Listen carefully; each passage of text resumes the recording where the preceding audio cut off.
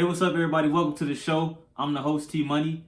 Today's game recap, we're going to be talking about the Bulls and the Knicks.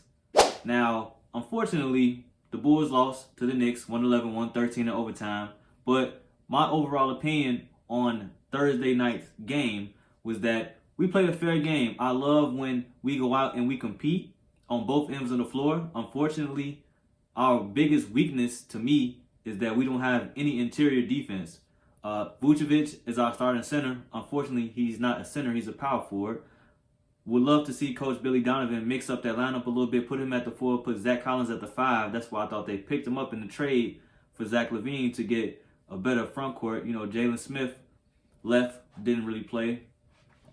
So my opinion on the game was we lost, but I still give us around like a B plus on effort. As long as we go out there, we play, we defend, we fight, we scrap to the end of the buzzer, I'm happy with that. So let's get to the first half. So the first half, it was kind of like a slow start on both ends. Neither side really shot over 31% in the first quarter. We had some bright spots on offense. We hit a couple threes. Sometimes we can get a little bit too 3-point heavy. I do want to see us play that inside-outside game since we do have a nice post-scoring threat in Vucevic. So feed Vucevic the ball. They double him, whatever the case may be. Kick it out. Somebody shoot a 3. Sometimes, younger teams can be a little bit too 3-point heavy. So I do want to see more of that. So, Buzella's got the start tonight. I'm happy to see Buzella's out there really showcasing his athleticism. On both ends of the floor, he has good timing in the passing lane. He's a pretty good perimeter defender for the most part, but overall, his athleticism is what got him on the court. His ability to jump, catch lobs, rebound, block shots, shoot threes. Buzella's is really a good starting spot for us as far as like building the team up because we are going young. This is a team that's in rebuild mode, even though people act like they don't know what's going on over here in Chicago. This team is in rebuild mode, and we need to build a culture within those young fellas to let them know, hey, man, you go out there, you got to compete, bro. Every night, you got to fight to the end. Cannot give up. Vucevic is supposed to be one of the leaders of the team. My opinion, he's not really a good leader. Not really a rim protector. He's not really a center. The offense does run through him, so I do like to see, the ball getting fed into the post, kick back out for some 3-point shots. And at the half, Brunson got off for 18 and a half. Like, hey guys, man, hey, somebody got to guard him. The guy's like 6'1", 6'2". Somebody got to get a hand up or something. You cannot let Jalen Brunson get hot in the first half. Then you're looking into a 50 ball. So, Bulls ended up in the second half. We was down by like 7 points, 43-50. It seemed like a close game. Didn't seem like the Knicks was just going to blow us out. I could kind of tell the level of intensity. Madison Square Garden is always a big stage to play at. It was a really exciting game. So, the second half, we came out with a little bit more energy on defense. I like the lineup that was out there. It kind of, ramped up our defense, on both ends. And, Cat woke up in the second half. He had like a really, really slow start in the first half. Didn't really get off of that much. Cat finished with 25 points at the end of the third. That goes to show our lack of interior defense. Because last time we played Cat, he had 48 on us. Who's guarding him?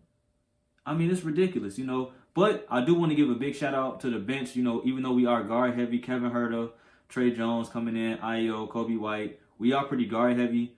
The bench held their own. They outscored the Knicks bench 31-12 in the third quarter.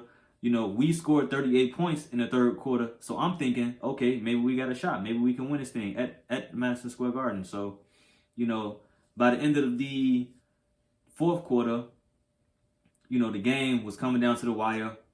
Vucevic hit a big 3 to put us up by 2. Jalen Brunson, he came down, he did his thing. And we had a little bit of a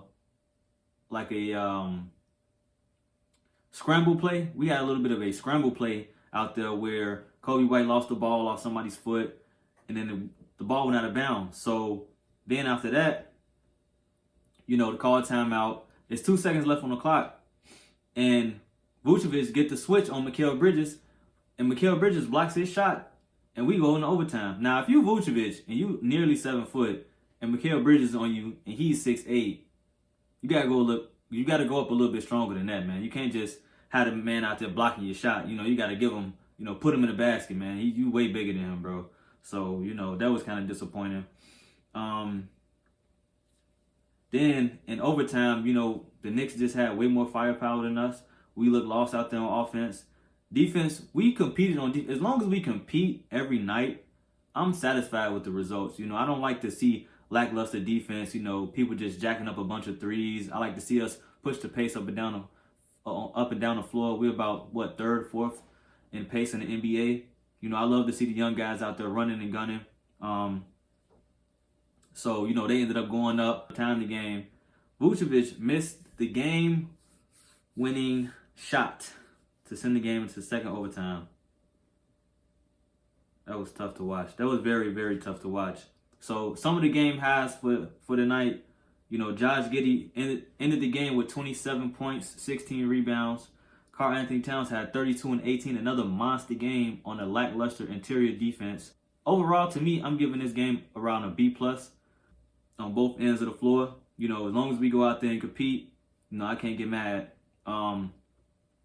So make sure y'all like, share, and subscribe, and keep tuning in. I am the host, T Money. Thank y'all for watching.